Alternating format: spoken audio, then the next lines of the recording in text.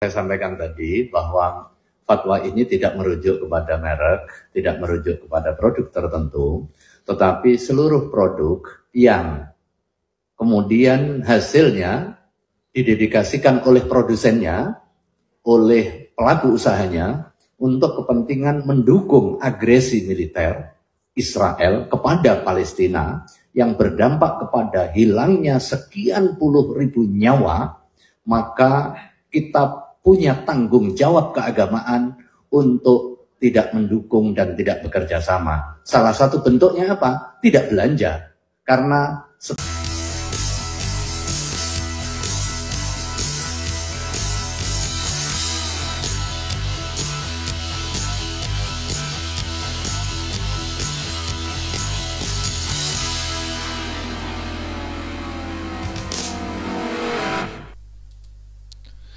Shalom saudara yang dikasihi Tuhan.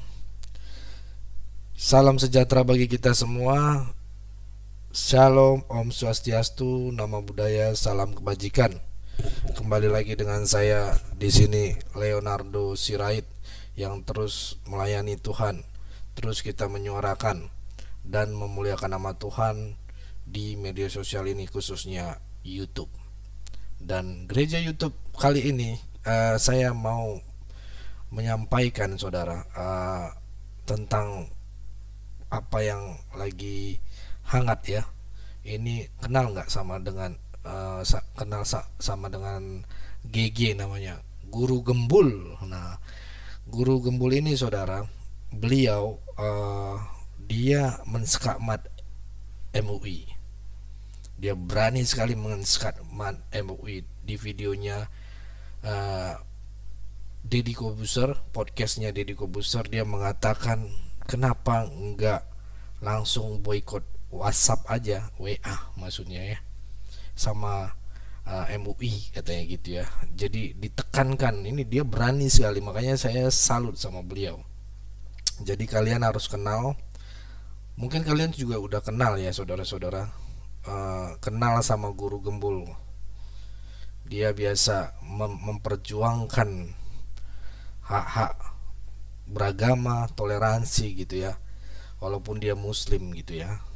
Singkat cerita, Guru Gembul ini dia sebenarnya juga bagian dari YouTuber ya, YouTuber populer gara-gara videonya yang mengajarkan penonton soal agama, filsafat gitu ya, dan hal serius lain dengan gaya logis dan santai gitu ya. Nah, di sana ada satu video barunya saudara. Dia mengomentari fatwa MUI yang memboikot produk-produk Israel atau yang diduga mendukung Israel. Kan udah ada tuh aksi boikot Royco, aksi boikot Starbucks sampai McD ya. Tapi terus terang ya, Guru Gembul ini bilang, kok cuman produk-produk itu aja, kenapa nggak boikot WhatsApp, WA? Itu kan punya Facebook kan ininya.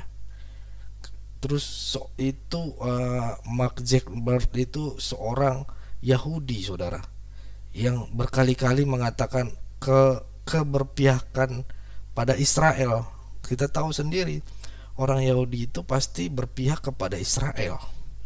Dia pernah bilang Hamas itu setan. Jadi jelas Mark itu mendukung Israel ya, yang pembuat pendiri dari Facebook ya, Facebook, Instagram. Kok nggak diboikot gitu ya, tanya Guru Gembul ini gitu. Si Guru Gembul ini tentu aja yang enggak bermaksud mengajak rakyat Indonesia untuk memboikot WhatsApp, tapi yang dia ingin bilang, dia ingin sampaikan saudara ya, konsisten dong gitu. Jadi MUI harus konsisten dong. Kalau memang ceritanya kepengen menghukum semua produk dari Israel, yang ya pokoknya semua produk dari ya konsisten gitu. Itu tujuan dari video yang disampaikan beliau ini, gitu ya.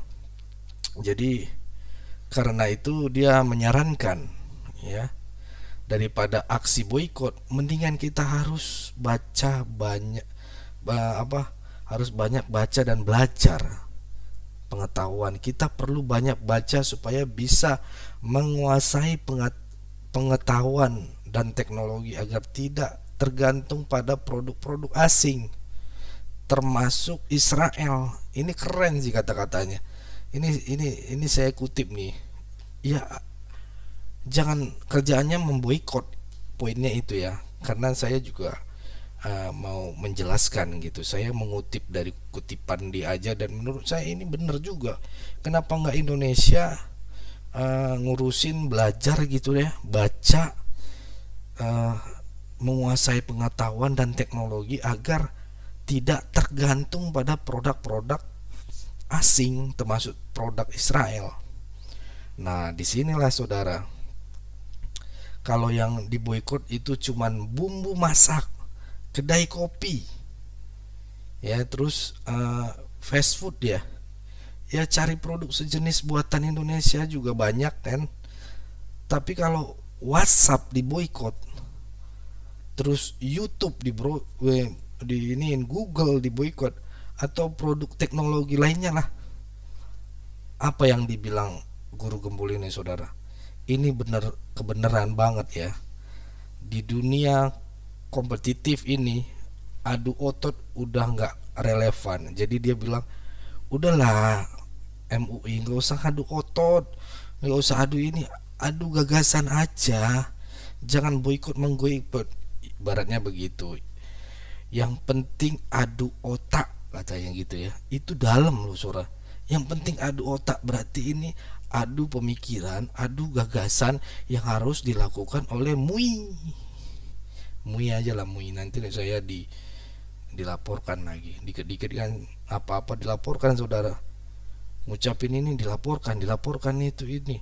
Padahal kita cuman mengutip. Ini saja saya juga khawatir nanti lama-lama ada yang nggak senang kan. Kita nggak bisa, 270 juta masyarakat Indonesia bisa jadi nggak suka dengan apa yang kita ingin, yang kita bicarakan gitu ya. Apalagi nama channel kita ini gereja YouTube gitu, banyak yang sensi dari seberang-seberang, ini itu, melapor gitu. Itu makanya saya luruskan lagi gitu ya. Jadi namanya agak-agak saya pleset-plesetin ya ininya, jadi lebih agak enak. Nah, dari guru gembul mengatakan ini, kita harus adu otak. Itu maksudnya ya udahlah, lo adu gagasan, adu kreativitas gitu. Jangan cuman hanya boikot ini, boikot itu, tapi kita tidak meluncurkan produk-produk apa.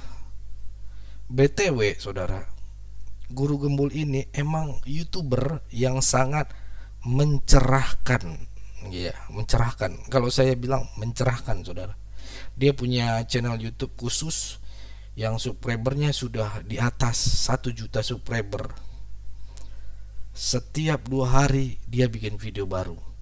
Jadi kalau mau tercerahkan oleh beliau, nonton deh guru gembul. Yuk belajar sama dia biar lebih cerdas, karena dia begitu toleransi. Saya juga nonton. Karena apa? Kalau dia kan Islam, dia kan Muslim, dia berbicara apa aja ditampung, karena kan sesama iman. Coba kalau kita ngebahas sedikit-sedikit tentang ini, lapor, dikit-dikit lapor gitu. Itu yang membebani kita untuk bersuara, berbicara. Oke lah, bukan dia yang lapor gitu, tapi di orang suruhan dia lagi, kan ribet saudara. Itu yang mau saya sampaikan ya, biar adil. Kenapa nggak WhatsApp dinin? Apalagi ini lagi baru saudara. Kalau YouTube dan sebagainya, nanti kita akan dengarkan lagi video yang lebih layak rekan saya yang menjelaskan tentang sebenarnya ini penting sekali. Kalau WhatsApp di blok, Google di blok, terus itu kan produk-produknya Israel, Yunani, ya itu kan bahaya saudara. Internet nanti ditutup sama Israel baru tahu. Lu mau menyuarakan pakai apa? Pakai toa. Sekarang zamannya teknologi, gadget.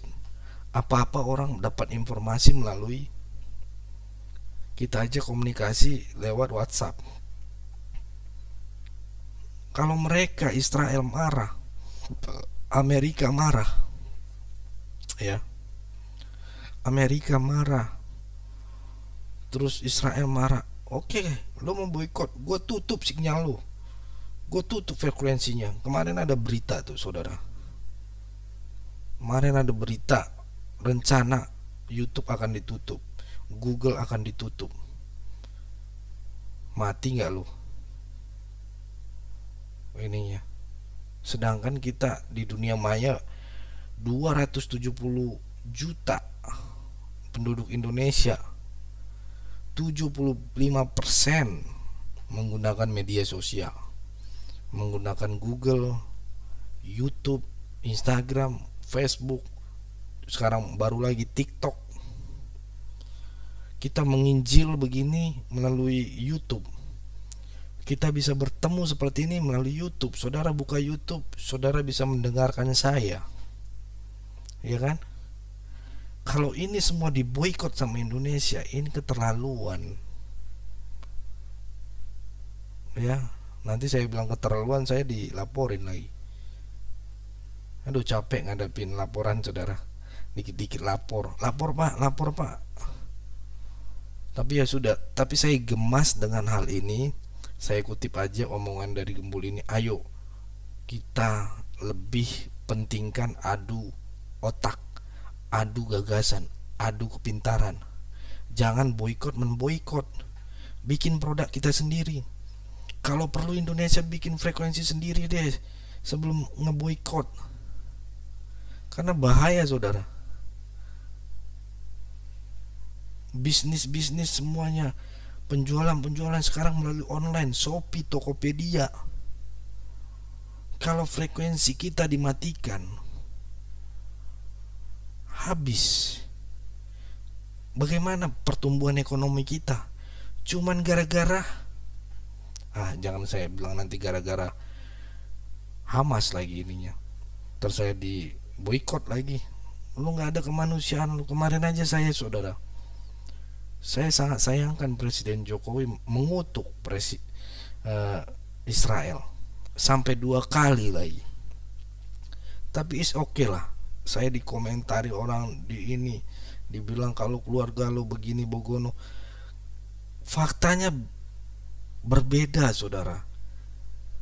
Israel saat menyerang itu, kalau kita baca CNN luar negeri ya, berita luar negeri yang lebih aktual tapi dia berbahasa Inggris gitu, tidak berbahasa Indonesia, itu mengatakan bahwa tanggal 8 itu sebelum penyerangan juga sudah dikatakan kepada Palestina, hey, udah sampai dikirimkan juga info kedua kalinya itu pesawat Sukhoi itu dijatuhin surat semua, kertas-kertas isinya kamu pergi ke jalur sini semua, atau sama ke pemerintahannya juga udah melalui pemerintah Palestina mengatakan rakyat sipilnya disingkirkan dulu, biar saatnya kita berperang bersama Hamas yang sekarang dibilang orang Indonesia itu pejuang dari Palestina. Hey, Presiden Palestina mengatakan itu adalah bukan bagian dari Palestina. Hamas itu bukan bagian dari Palestina, tetapi itu teroris. Gitu ya. Udah jelas. Kalau mau fair perang, ya udah ambil tempat buat perang, di situ kita berperang. Itu kode etik dari peperangan, bukan cuman sekedar bersembunyi di rakyat biasa, di sipil-sipil, di rumah-rumah penduduk. Korbannya jadinya sipil, anak-anak, ibu-ibu hamil dibilang ini itulah. Ya iyalah, karena kan di pemukiman warga. Itu ya saudara. Jadi kita harus sadari itu, kita harus pahami itu ya saudara. Jangan sampai saudara-saudara harus baca luar lah. Jangan nanti kita berita-berita luar negeri yang aktual. Kalau berita-berita di Indonesia itu terlampau memojokkan Israel. Kalau mau dukung Israel, kalau mau dukung ini jangan satu pihak aja. Dukung Palestina, oke. Dukung Israel. Itu mau perdamaian. Saya kemarin kesel sampai saya sedikit berdebat sama beberapa narasumber di TV One ya.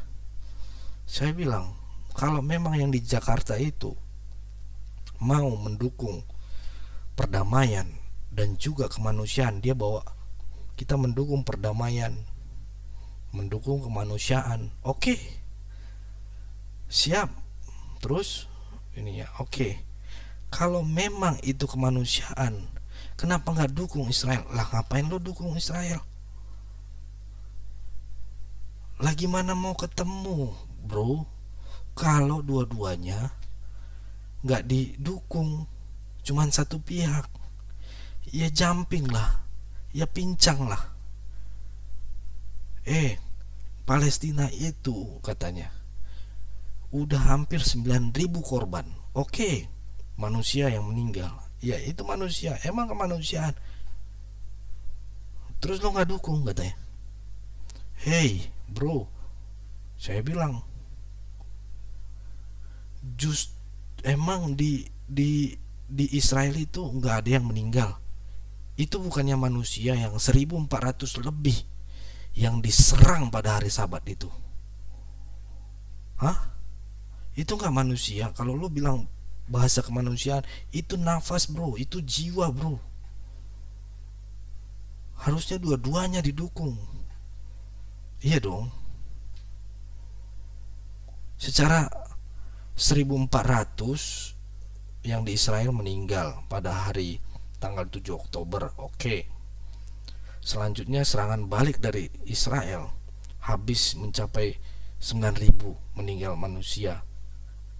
Kenapa harus Palestina doang yang diinin? Ya kalau lo yang kemarin di Jakarta itu membawa kemanusiaan, lo dukung dua-duanya bro. Gue senang sekali sama saya baca tuh pastor dari Vatikan ketika di Gaza sana ada balasan dari Israel, dibom, udah diberi tanda ya surat itu tadi, dan udah diberitahu ke Palestina, pemerintahan Palestina untuk disterilkan dulu rakyat sipil dan warga, anak-anak semuanya yang tidak, ya masyarakat lah yang tidak berurusan dengan urusan teroris dan militer ini gitu kan. Habis diluruskan, dibom karena udah nggak ada kejelasan, ya udah mereka ngebom, dan akhirnya yang dibom itu gereja, kena jatuh di gereja ketiga atau gereja keempat sejarah itu di Gaza, yang gereja tua, dan ada juga korban di situ di Gaza. Tapi pastor Vatikan itu mengirim donasi, mengirim sembako ke sana, ke Gaza. Itu kan keren. Selain dia mengirim juga 1.400 yang mati di Israel pada hari Sabat. saya luruskan, saya berusaha untuk meluruskan terus ya saudara. Terus dia bilang, Israel kalau enggak dibela sama Amerika pada saat tanggal 7 kemarin itu, Israel kalah total, dihajar sama pejuang-pejuangnya Palestina. Saya bilang, santai dulu bro. Dia sempat bilang Israel itu tentaranya kuat, ininya nukrilnya banyak dan sebagainya. Terus dibilang tanggal 7 kemarin pas penyerangan itu, kalau nggak dibela, di belakangnya itu ada Amerika, hancur itu Israel katanya. Aduh bro, saya bilang oke, saatnya saya ngomong ya. Pada tanggal 7 itu saya bilang, bro, biar lurus nih, pada tanggal 7 Oktober itu penyerangan Hamas, di situ lagi hari Sabat bro. Apa maksudnya hari Sabat?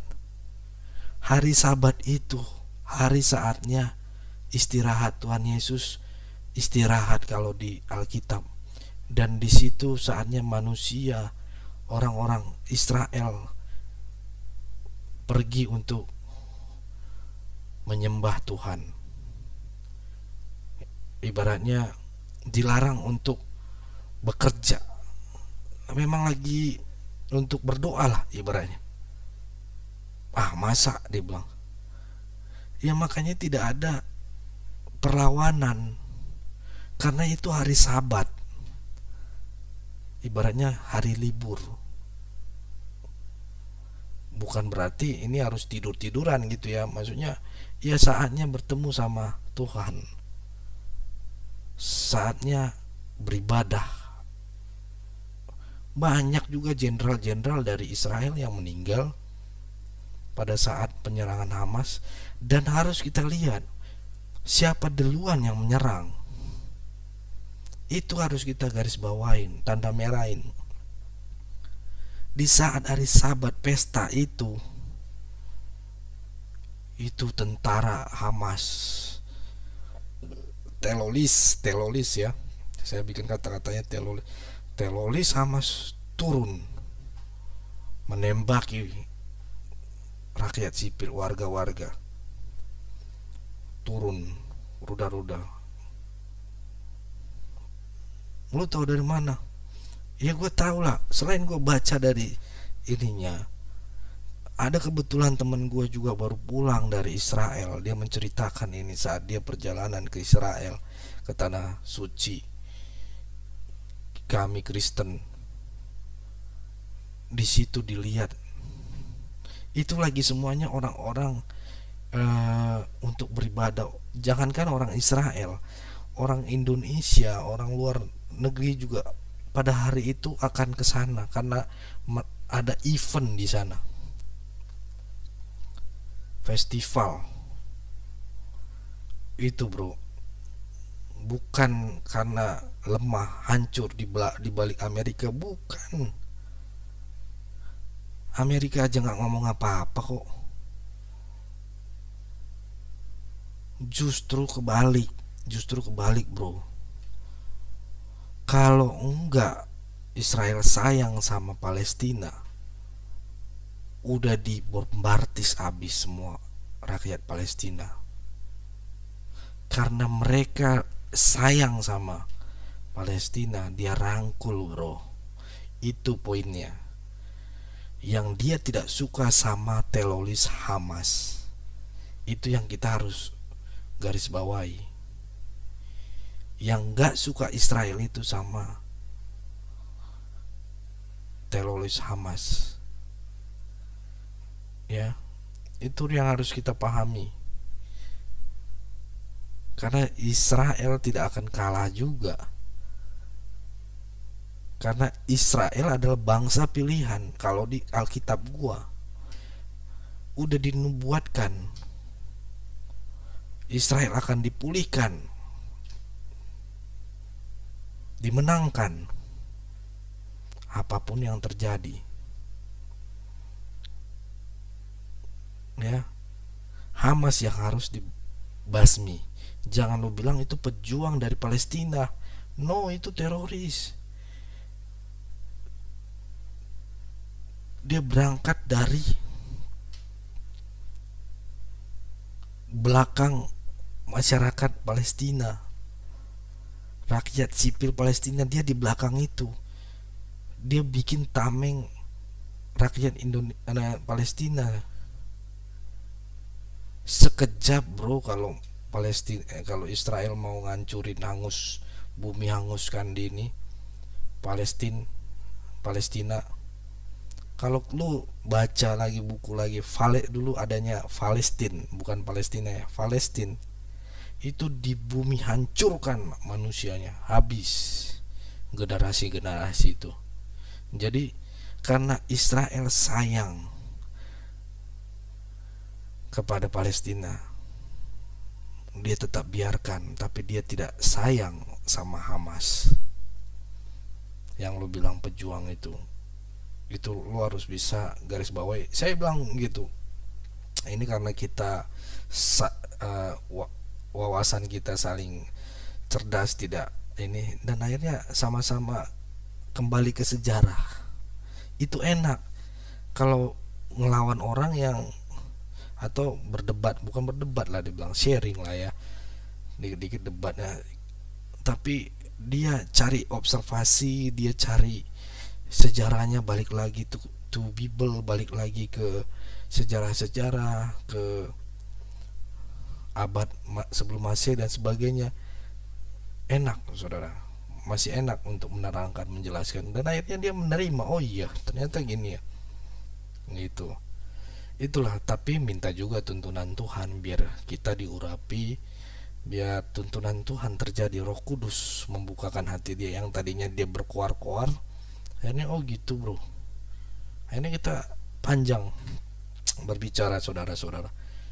Ya itulah, minta Roh Kudus Tuhan untuk memberkati mulut, pikiran, lidah kita, supaya kita bisa menjelaskan ini kepada mereka, supaya mereka tidak emosi dan ujung-ujung lari ke kantor polisi, tulis pengaduan, lapor polisi. Sedih saudara.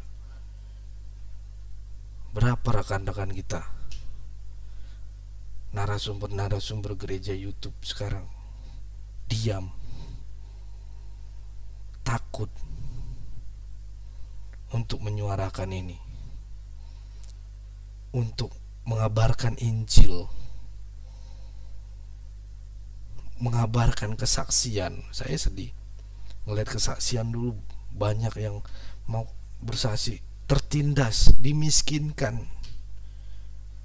Banyak narasumber saya sekarang minta tolong, walaupun saya juga tidak bisa menolong, saya hanya bisa mendoakan. Kalian tahu, kalau saudara-saudara tahu gereja YouTube dari awal, pasti tahu perjuangan kita, berapa narasumber kita, semuanya itu lenyap saudara. Takut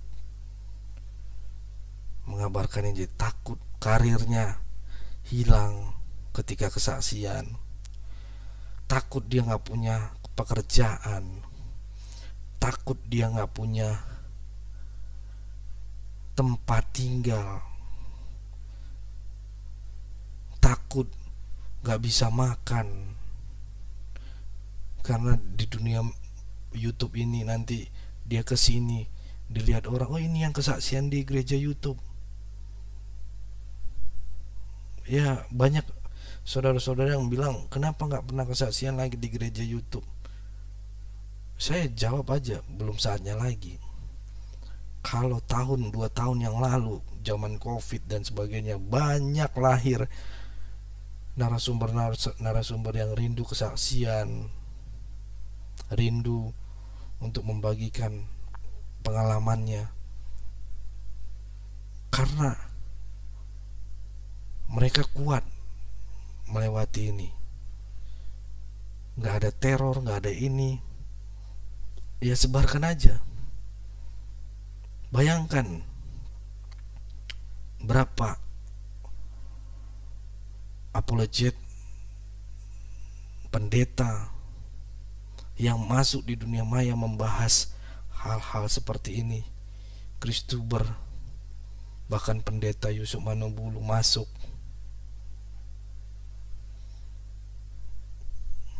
Saifuddin Ibrahim masuk, sekarang pergi ke Amerika.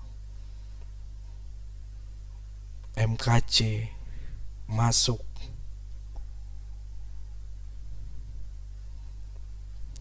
Nanti cuman rekan-rekan saudara-saudara bilang nanti hanya sekedar, wah kamu gak jadi urapan sih ini itu. Coba kamu jadi kita, yang nonton jadi kita, mental kamu. Saya balikin gitu kepada saudara. Gereja ditutup kamu diam, gereja disegel kamu diam.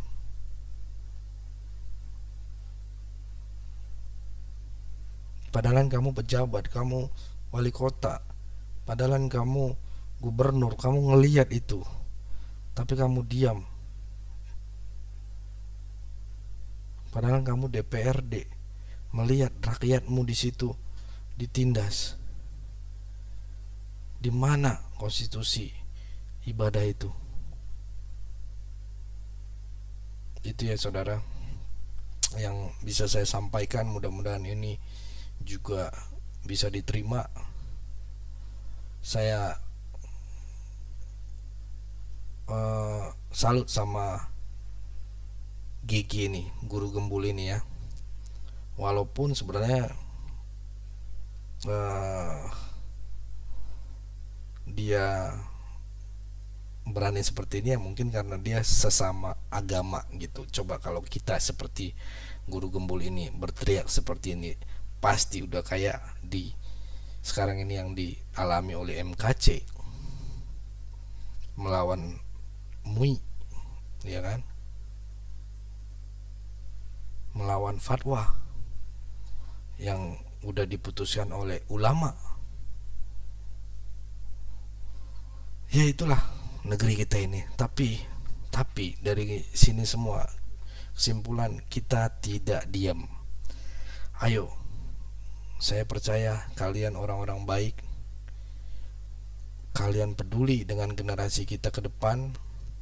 Harus ada orang-orang benih-benih itu yang tetap terus mengobarkan api semangat untuk melayani Tuhan. Harus berani ya. Kemarin saya sharing juga sama beberapa pemimpin politik, partai politik, dan dia juga pendeta. Lo bersuara-suara di sini nggak ada gunanya juga bro, dibilang. Oh ya, iya. Lo udah ngerasain kan, lo jalan ke Lampung ngebantu yang ini gereja ditutup, yang lo cerita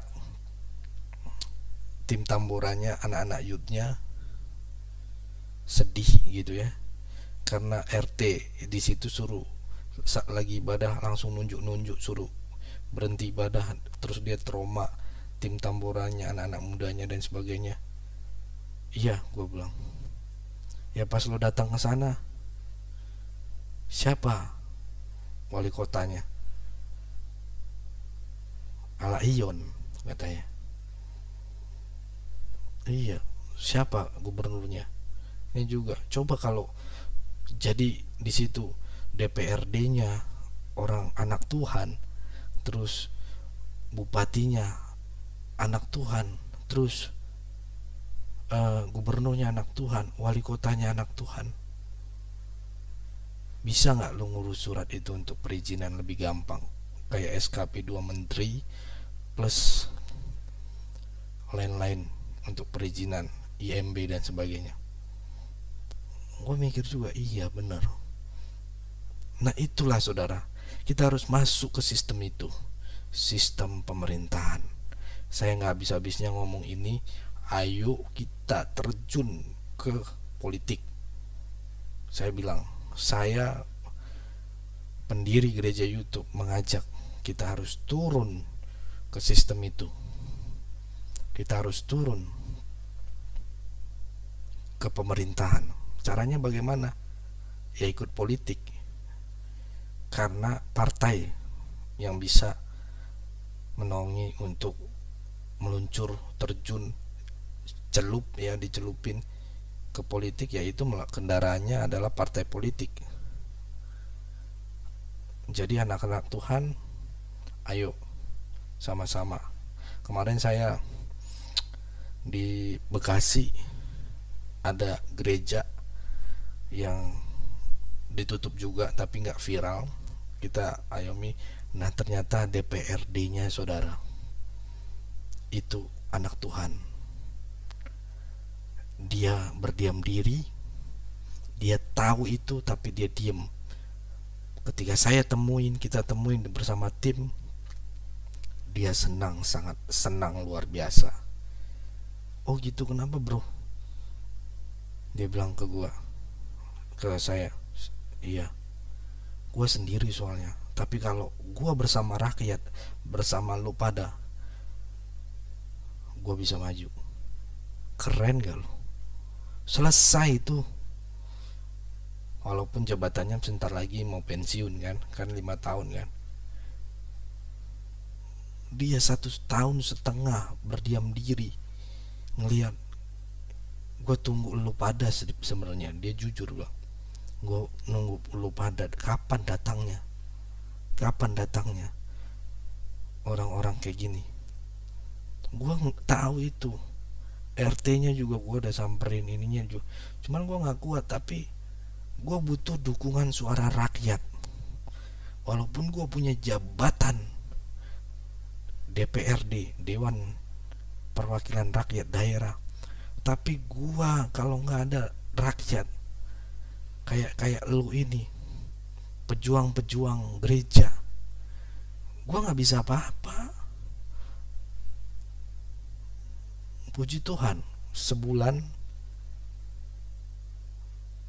perizinan dan sebagainya selesai. Biasanya kita diterima dulu berkasnya,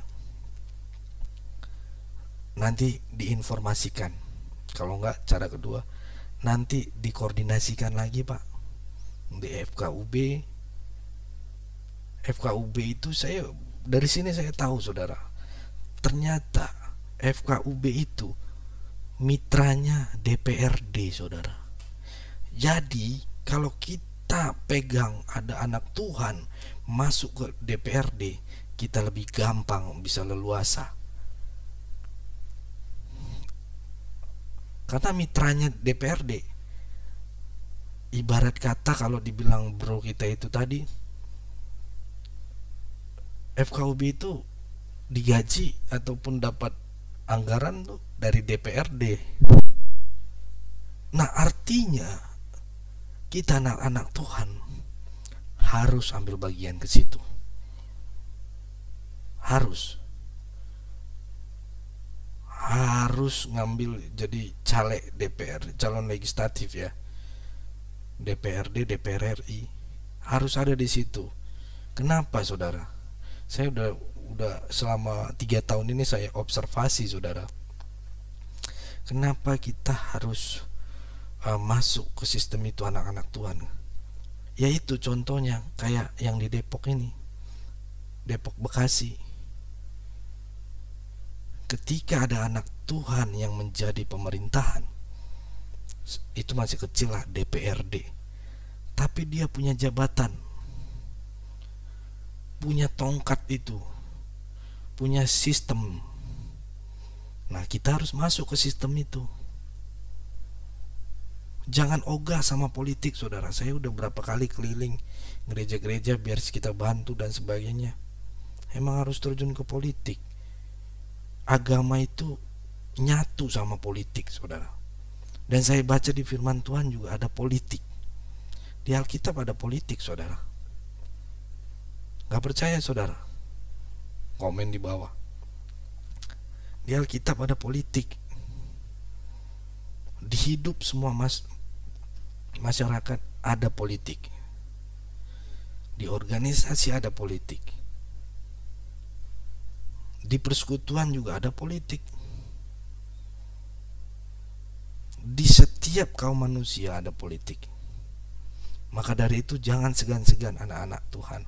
Kemarin yang di Lampung, dia sorry saya kasih tahu, yang di GKI Yasmin 2010 saudara, gereja itu udah minta izin. Tahu nggak yang ngerinya saudara? 2010 sekarang 2023. Itu saya sadar kesaksian dari anak sekolah minggu yang tahun 2010 saudara. Ya, tahun 2010 dia masih bocah, masih umuran 5 sampai 7 tahun lah. Dia jadi sekolah minggu di gereja itu. Dan sekarang dia sudah umur 17-an. Yang mirisnya saudara, dia menyimpan dendam kepada pemerintah, kepada negeri ini. Kenapa bang? Katanya, kita dijajah bang. Kita sharing-sharing, kita dijajah di negara kita sendiri. Kita mau beribadah sama Tuhan kita,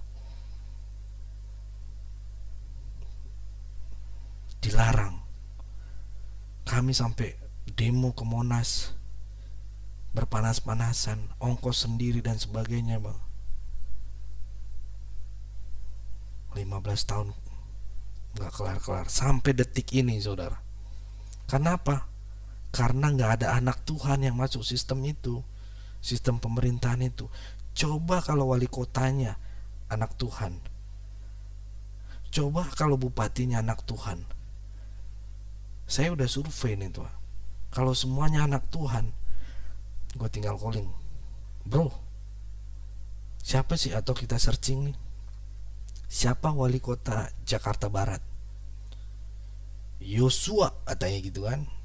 Renata, wih, ini orang kita ini, gitu kan. Gabriela, cewek ini, tapi nama pahlawan di Alkitab. Mazmur, blessing. Senang kita saudara ketika kita searching kan di Google kan ada siapa gubernur DKI Jakarta, kan tahu namanya.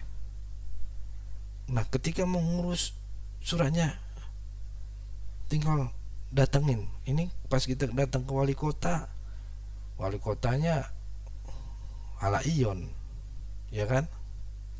Susah saudara, sangat disayangkan. Tapi ketika dibilang Abraham, Nazaret, ya kan, wali kotanya, gubernurnya, DPRD-nya, udah enak kita berbincang. Terserah kalau teman-teman bilang, wah lu terlampau bawa ke politik. Gue udah ngerasain, saya udah ngerasain saudara. Udah berapa tahun ini saya proses, sampai saya jujur, saya bilang, saya jujur, dari awal tahun sebulan sekali gereja dibubarin, sebulan bisa 2-3, itu juga kalau viral, ya kan. Nah bulan Februari Pak Jokowi Presiden Republik Indonesia mengumumkan, memanggil semua kepala daerah, gubernur, bupati, wali kota, dan mengatakan hati-hati, karena beribadah itu dilindungi sama konstitusi. Tapi gak didengerin sama orang-orang ini. Karena apa? Yang jadi gubernur, jadi bupati itu ala-ala Ion, ibu tuh saudaranya ala Ion, ya seberang lah gitu. Gak ada yang seiman anak Tuhan. Jadi komunikasinya juga susah. Coba semuanya ada, ya kan.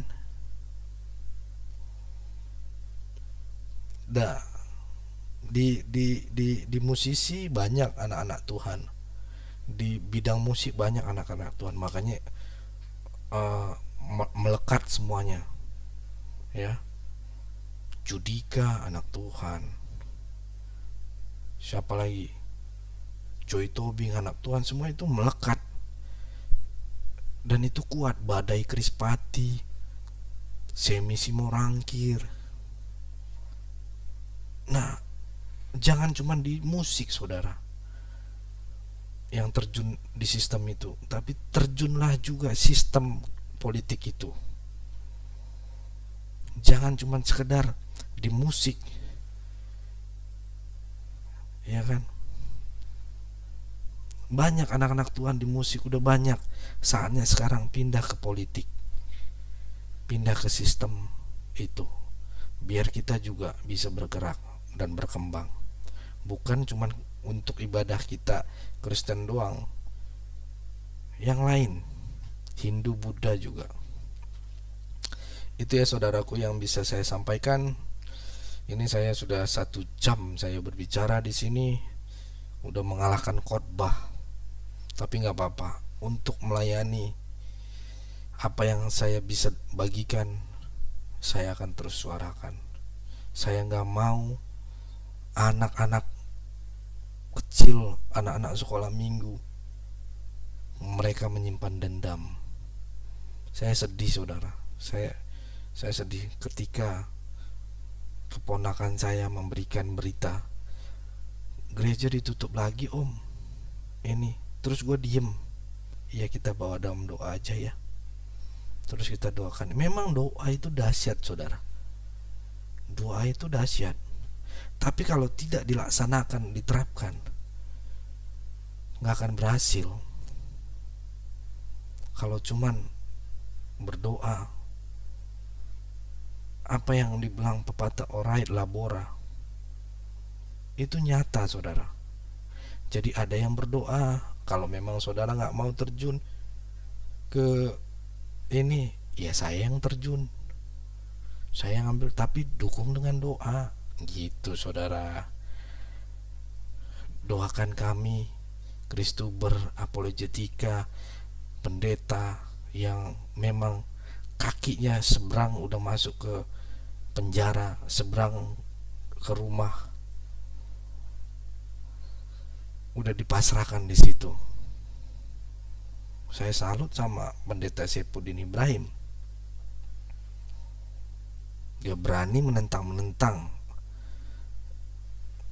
ustadz-ustadz yang radikal. Karena semakin, kalau nggak ditentang saudara, semakin banyak bibit-bibit radikal itu lahir di Indonesia. Ini bahaya. Makanya saya bilang, kalau orang baik, saudara orang baik, ya tunjukkan orang baik Anda. Jangan tutup telinga, tutup mata ketika melihat saudara kita, bukan maksudnya saudara kita seiman aja ya, saudara kita tertindas, mau itu Hindu, Buddha. Jangan diam, bukan urusan gua. Iya, di dunia ini bukan urusan lo, tapi Tuhan udah ajarkan, kasihilah sesamamu, ya, kasihilah sesamamu. Jadi janganlah pilih kasih. Kemarin saya dengar juga berita dari Solo, Gibran, dia anak presiden tapi berani nih, ya gas terus. Dia sebagai wali kota, dia buka segelnya. Urusan berkas-berkas administrasi nanti aja, buka dulu segelnya katanya. Cabut nih spanduk semua. Itu baru keren. Walaupun dia bukan Kristen gitu, tapi dia nasionalisme kuat. Dia tahu perbedaan itu adalah indah. Jadi kalau dibilang wah dia cari perhatian, enggak.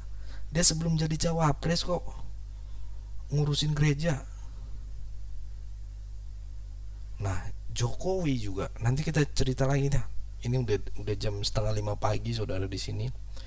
Jadi saya udah ini takut ngasal juga ngobrolnya, tapi yang jelas antara si Gembul tadi ya, Gembul ya, guru Gembul ini saya salut sama beliau. Teruslah menyuarakan.